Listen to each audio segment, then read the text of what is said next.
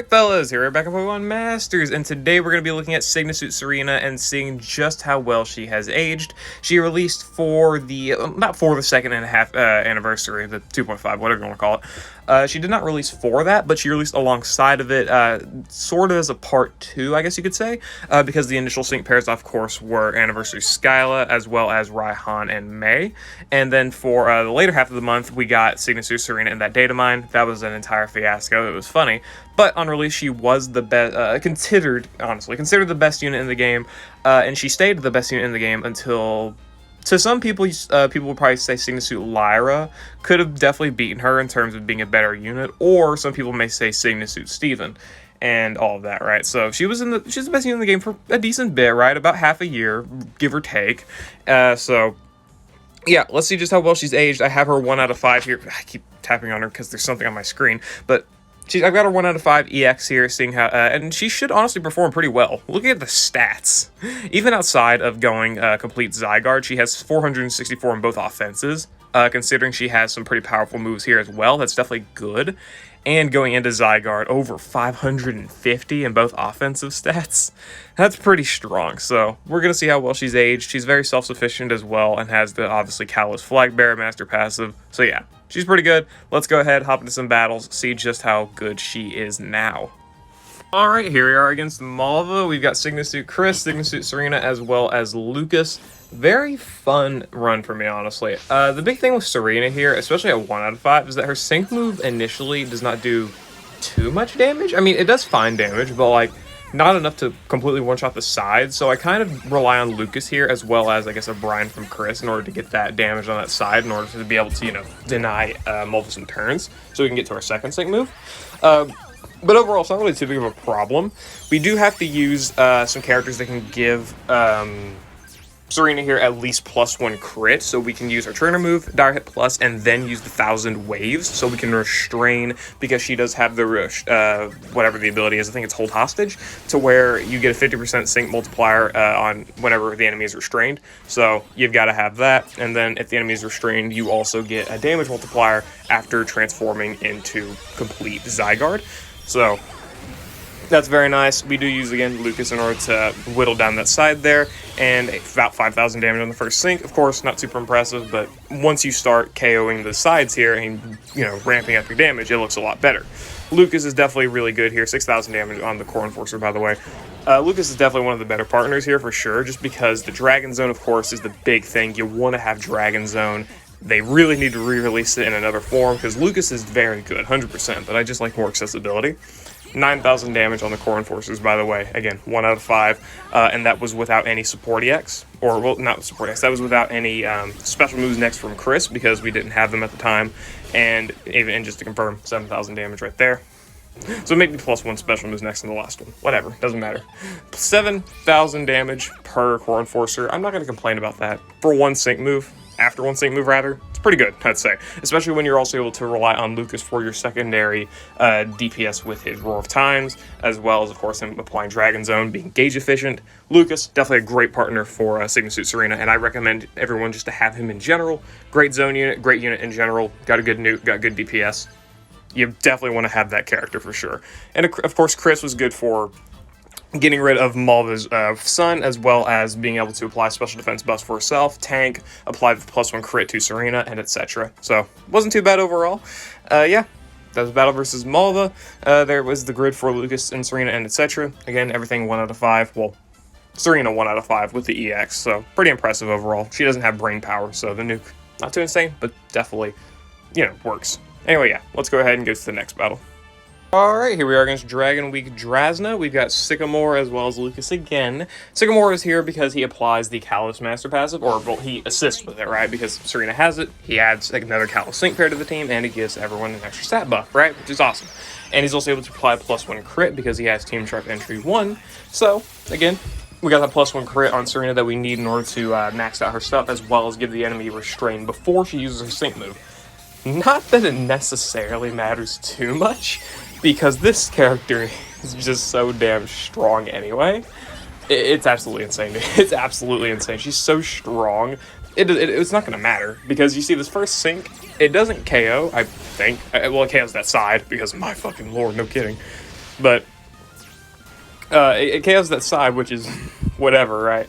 But it does a lot of damage anyway. It does a lot of damage anyway. It doesn't matter if they're restrained or not. Like this Sync move's gonna hit hard. And then after she uses the Sync move, you got the restrain 50% power buff to both her Sync moves and her normal moves, and you got those like 550 plus stats that you're working with there, right? And plus, of course, super effective damage, plus under Dragon Zone. Again, all of this at 1 out of 5. Absolutely insane character at 1 out of 5 here. Very, very strong for sure. Drazna also hits pretty hard though, so you gotta be, wary of that and whatnot. But it doesn't matter. We're still able to apply the Dragon Wish and finish off Drazna before she's able to even use this Heat Wave, which that Heat Wave probably would have done a lot of damage. Anyway, 16,000 damage, super effective, but with no super effective next or special moves next or anything like that. So I think that's pretty impressive, right? And of course, we got the triple legendaries here, which I'm pretty sure we had last time, obviously. But we also got double Callus legendaries. We needed a new Yveltal. That's what that makes me think of. And Xerneas and Zygarde. Honestly, Shiny Zygarde, win. It'd be a fun pairing at the very least, especially if they give it Dragon Zone, so they're like best friends. Anyway, yeah, that was the setup versus Drazna. Obviously, she's going to be great against super effective damage, whether it be Dragon or Ground. I'm actually going to go against Raikou as the end of this video, so you can see how good her Ground damage is, because it's definitely nothing to, like, scoff at, right? Obviously, having to use her Sync move to get the big stat buffs as well as damage multipliers is annoying, because it's not Ground type, but you can work with it. Anyway, yeah, let's go on to the next battle.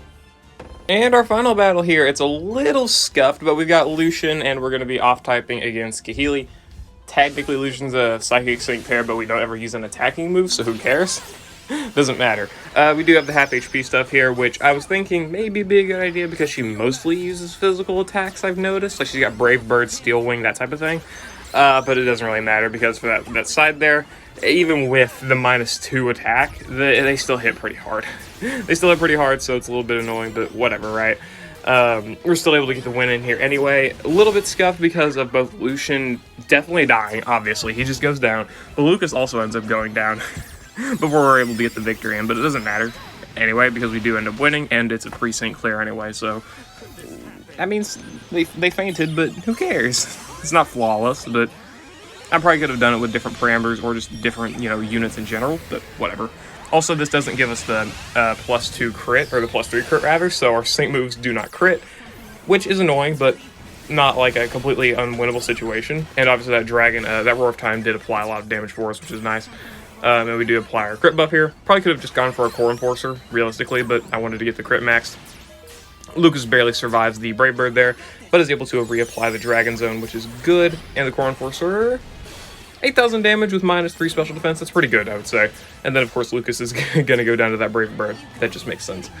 But yeah, obviously, probably could have done a better and more clean clear, but still. 8,000 damage on these Core Enforcers against a 2,500 point Master Mode opponent. It's not bad for sure. So yeah, very good stadium unit, of course, as is to be expected. Just obviously, just a very strong unit in general, right? No real complaints from me at all. Just at 1 out of 5 as well. Obviously, nothing like super crazy like modern units like Sygna Suit Steven, Neo Champion Red. It's Sygna Suit Steven released a year ago, yet he's still modern.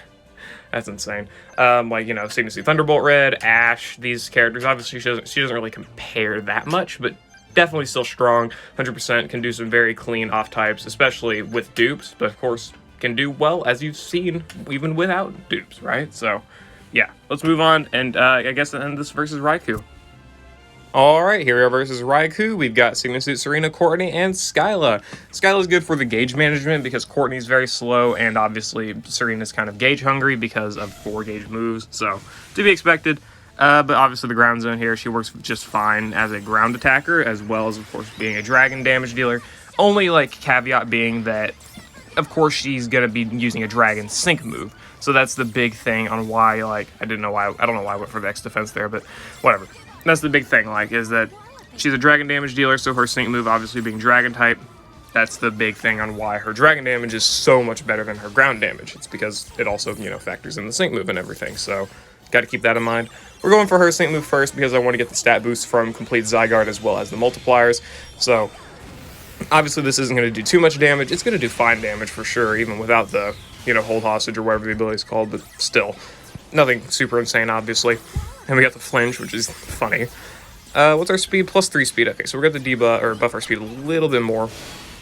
That was without the restrain, too. That's funny. Okay, hey, I'll take it. I will take that. And we can, of course, again, use Courtney here for our side DPS, so no real complaints or problems there. She works relatively well, I would say. How much is this? Good night, dude. That's good. Okay. I can fuck with that. I can fuck with that. We'll go ahead and go for Skyla's Sync move next. Yeah, that's fair. That's fair. Try and get the restrain reapplied. There we go. We can get the restrain reapplied. Then we can use the ground zone again, and then probably get it down to his next bar. Realistically, like, I'd say so. Let's see. Yeah. We'll probably get it down to its next bar with this next set of moves. Skyla's taking a little bit of damage. That paralysis is annoying, but it's... We'll be alright. We'll be alright.